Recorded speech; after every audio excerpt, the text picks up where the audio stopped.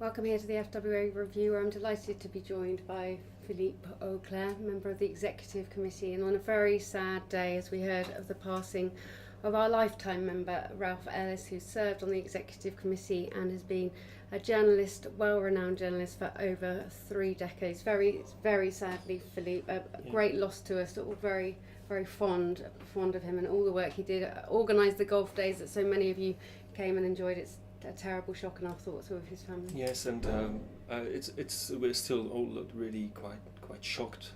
As late as June, Ralph was on this ride to Amsterdam, which he took part in to raise money for Prostate Cancer UK. And it's a huge shock. I mean, we've lost a very fine journalist, a great servant of the FWA, and an absolutely superb guy.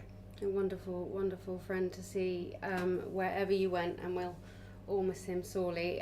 We will be putting a tribute, or there is a tribute online, footballwriters.co.uk. You can have a look there, send your condolences, all the information on our website, and attribute our thoughts with Ralph's family today.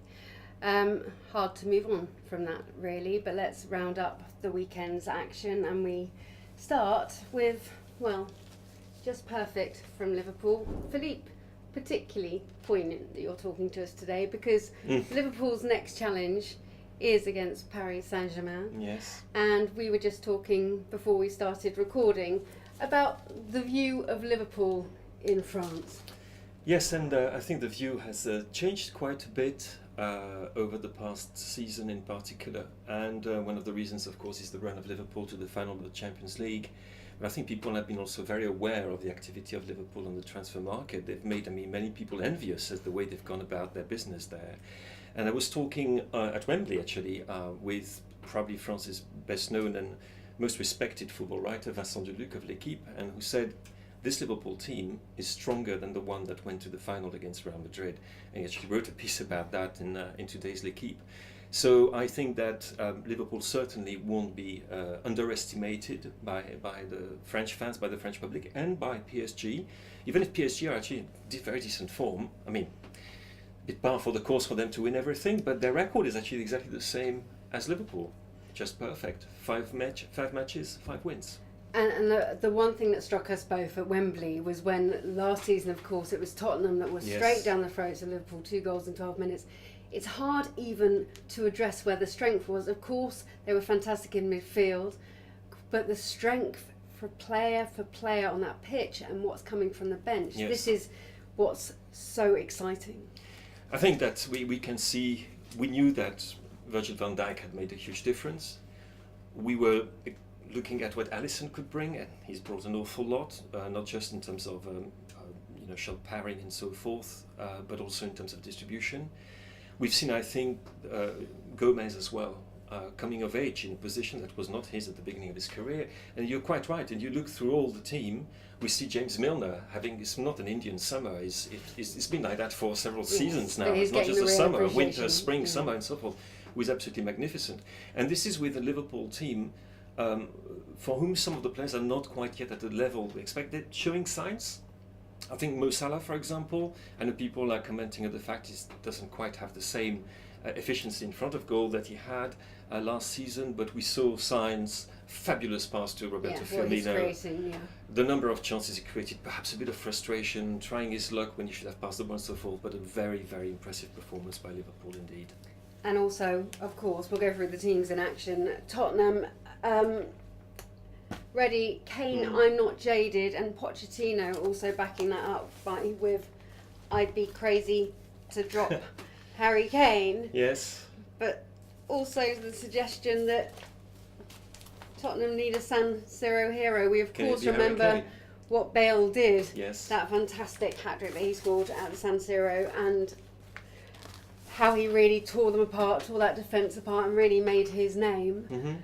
Has Harry got the legs in him, as much as everyone is saying? Yeah, well, I think, again, we saw it firsthand at Wembley. We've seen it since the beginning of the season, even if he scored in August and all these sort of things. It's quite natural that he should feel the after effects of a very long season, followed by a World Cup in which, well, England, I was going to say, went to the end. They played for the third place, so you could say they played the 7 games. And it is quite normal. You'll see that in every single player, whatever the quality, who's performed at such a high level for such a long time. He didn't have a proper pre-season. Obviously, it was truncated because of the World Cup. And it is quite obvious to everybody that he's lacking some of the sharpness, that some of the runs that he was making is not making quite as well at the moment. His finishing is not quite as it should be. And you wonder, some of it is physical, some of it must be mental too. So you can understand why, in the absence of genuine alternatives, Pochettino will play him. But you can also understand why many people, and I include myself, and I'm pretty sure, Carrie, you agree with me, is that he looks like a player who needs a breather. Yeah, and it's not getting any less. It doesn't. And Pochettino says, I will give him a break when the time comes, but he says it won't be in this match. But it with England, it looked like it shouldn't have been that game at Exactly. Leicester. It looked again like it shouldn't have been, and you do start getting concerned about injuries. That's exactly what I was going to say. No proper pre-season, which means no proper physical preparation, which means when you played and you're tired, including mentally, you risk the risk of getting a muscular injury gets greater, and it's always this juggling act for the manager to decide how much can I play him when he's in the red, as they say. Yeah. At the moment, for me, he's in the bright orange, and we should be very careful about that the colour doesn't change to red full stop. That said, Pochettino has pulled some pretty interesting tactical changes in the Champions League, hasn't he? And he's got Harry Winks back. He's got Moura really going forward, going well. He's got Son coming back from the Asian Cup, came off the bench, made an impact. Arguably could have got a penalty at the end of that match. Maybe he's being a little wry. You never know. Well, no, and there's Eric Lamela, of course, who's also available, fit and available as well. So, and Lucas Moura, who looks much better, I must say, as a second striker than he did when he was on the right wing at PSG. And also, as you said, remember what they did against Real Madrid. They surprised absolutely everybody when they played at Bernabeu and got a great result there by not tweaking but completely changing his tactical system. So, yeah. Pochettino might have a little trick in his pocket or two. I imagine his fans will, in a sense, for Harry's sake, be hoping that's the case. A quick note to Pellegrini, because that was a lot of pressure on his back coming into this match. Yes. And the tweaks, he denies that there's a problem with Perez on the bench. Perez seems to always cause a little bit of consternation. Did it at Arsenal too? So I'm not sure I'm really believing the protestations that he did not want to come off. But that's a big boost for Pellegrini and for West Ham. But Pep Guardiola, starting as he means to go on with his ferocious management, getting them in for extra training after that 3-0 annihilation of Fulham. That just shows how hungry and what a statement he wants to make in this Champions League. Absolutely. We wish there was a camera in the dressing room this time round, so that we could see that in the second instalment of the series. Well, it's funny you should say that, because we'll move on to Pretty in Pink and Jose Mourinho, because he didn't even mention his post-match press conference about cameras in dressing rooms, a little hint back at Pep Guardiola. But a stronger performance. We had the whole Rashford mandate. Do you wake up on Friday mornings thinking about Jose Mourinho, Philippe? No. Try not to. So we had the whole Rashford debacle on Friday, of course taking the attention and the pressure off his players. The Rashford manifesto, how many minutes he's played, that he has been giving England players chances. But again, it wasn't Rashford that starred. No, and I would say that the team was a star in a way. Certainly in the first half, because they were, I wouldn't say they were rattled, but they were put under an enormous amount of pressure by Watford's very direct play with Deeney and Gray creating loads of problems. It's still not the obviously the finished article. To be honest, you don't know what the finished article would look like in this Manchester United. But what you had was the reaction he absolutely needed, and the points as well. He got both, not entirely convincing, I must say, but many people were perhaps expecting something even more difficult than that for them at Vicarage Road, where Watford had been absolutely superb since the beginning of the season. And we have to go on to Chelsea, because Sarri said, judge me after 3 months. Well, what will they achieve then? And Eden Hazard, a lot of talk over the weekend and in the papers about the fact, I think we knew this quite well, that if Conte was going to stay, Hazard wouldn't be staying. But equally, he's as we were talking earlier before we started recording, he wasn't going to kick up a fuss No, to leave. He's happy here for now. he has a genuine bond with Chelsea. He has Yeah. a genuine bond with the people at the club, with the fans.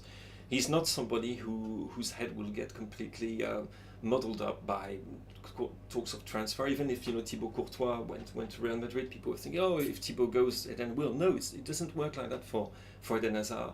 I must say that I find him a transformed player, and not just this season, but I would say for the last perhaps 6 months or 7 months, he seems to have got a bit angry, which is great, because Yes. Eden was never angry. He's the most delightful of people. He always takes things in his stride. He's got a smile on his face. But I think that he's really thriving in the new environment, and also because he's not given the same tasks. He's given freedom on the Doesn't have to pitch. track back, yeah. Doesn't have to track back. And who would want him to track back when No. you have performances like this one? Sarri predicting 40 goals. Can Chelsea achieve that though in a Premier League season when they've got Liverpool, Manchester City, the kind of teams that they're coming up against? Not many that are going to let them free score like that. No, well, the problem I think for Chelsea might be at the other end of the pitch, Yes. rather than scoring goals. I mean, they seem to have they look like all Sarri's teams have looked extraordinarily dangerous and direct, but not direct in the sense you throw a long ball forward. No, it's not like you always are looking for the pass, the run, the feint that will enable you to progress very quickly. The transitions are incredibly fast. On the other hand, defensively speaking, they don't look the finished article, and Sarri himself is very honest about that, and is, perhaps one of the reasons why he said, "Judge me after 3 months. We'll see how this defence can cope." Moving on to the team that Joe Hart has said one of the best team to be promoted in the time Yeah. of his career. That was an emphatic performance. Yes, and I think everybody will agree, but that's a bit what was expected. They were a team that had financial means at the disposal, and a network of scouts as well, and all the kind of relationships in place, shall we say, Yeah. which enabled them to be very ambitious. They spend the money. They have been clever in the way they've spent the money. Rui Patricio, for example, Yeah. it didn't cost them anything, but Yeah. my goodness, what a difference he can make. They've got some superb creators. They've got terrific stadium, terrific fans. They've got a real project in place, and they're exactly where we were expected them. Perhaps actually a little bit ahead of where we were expecting them to be in terms of the play that they're able to develop. And I mean, the game against Manchester City was, I think, the big warning sign sent to everybody, and from now on, nobody will be surprised. Nice as we go into the Champions League, a nice interview with Gareth Bale from Ian Herbert about how he said his anger at not being selected for the Champions League final led to that goal. He's also talking about the fact it's a slightly calmer place now Cristiano Ronaldo's not around. But now the pressure is really on Gareth Bale to prove what he can do, isn't it? Yes, but he's delivering, as he's always delivered for Yeah. Real Madrid. Nothing new there. Wayne Rooney, Jonathan Northcroft, Ollie Holt as well, with an interview with him this week, looking towards management now after a spell in the USA. Can you see that? Why not? He's somebody who, contrary to perhaps his image, can be very reflective. Somebody who speaks very well about football, understands it very well, has got a great understanding of space, for example, and movement. When he's given a chance to talk about football, you realise actually this guy is, oh my gosh, he knows his stuff. And I think as well, this is perhaps the move that he should have made a year ago. And that he's in an environment now where he can, he's away from all this unbelievable, actually quite uncalled for pressure he was under as a footballer for Manchester United and for England. And why not? I mean, it's very difficult to see. We've seen Steven Gerrard and Frank Lampard moved into management, and Joey Barton over the last few months. I don't think he's looking at this in the immediate future, but why the heck not? And he's got his pal who's now got the Club International de Football in Miami, hasn't he? Yes. Maybe you need a manager at some point. Well, there's also Messi going to join Beckham, and who else? Isn't there a French? Griezmann's off to join Beckham. Everybody. Everyone. Oh, Everybody. Are you playing for him? Sorry? Have you picked up the phone? Not yet. Coaching staff. We've had a lot to get through today, and we did want to pass on our best at the top of the show to Ralph's family. So to point out a great article on Marco Silva by Danny Taylor, a lot of lovely articles on the upcoming biography of Gary Speed that have been well serialised. very touching, and that looks like that will be a fantastic book. Also, we didn't get an FWA review up last week because of technical issues and diaries and stories breaking. It was a fantastic coverage across the papers of the Women's Super League. It's actually the Continental League Cup that's being covered by The Guardian. A really nice story this week. Lose, who play both their men and the women equal pay up against the might of Arsenal, and probably the result to tell, 9-0, but a really lovely piece by Suzanne Rack in The Guardian, and following on the women's writing, but in the Women's Super League coverage was excellent, and long may that continue. And dare I say that in this particular instance, England is genuinely leading the way in terms of looking at the international media and the way, perhaps with America being a case, perhaps a different case, but in Europe certainly the way the media have caught up with the women's game. Still a long way to go, but it's quite remarkable compared to what we see in France, even Germany, Spain, Italy, you name it. It's so something to be saluted. Fantastic, and we'll keep promoting, and hopefully that will keep growing. Thank you very much for joining us on a sad day for the Football Writers Association. You can keep across all our updates on the website footballwriters.co.uk, Twitter, Facebook, YouTube, etc. Bye for now.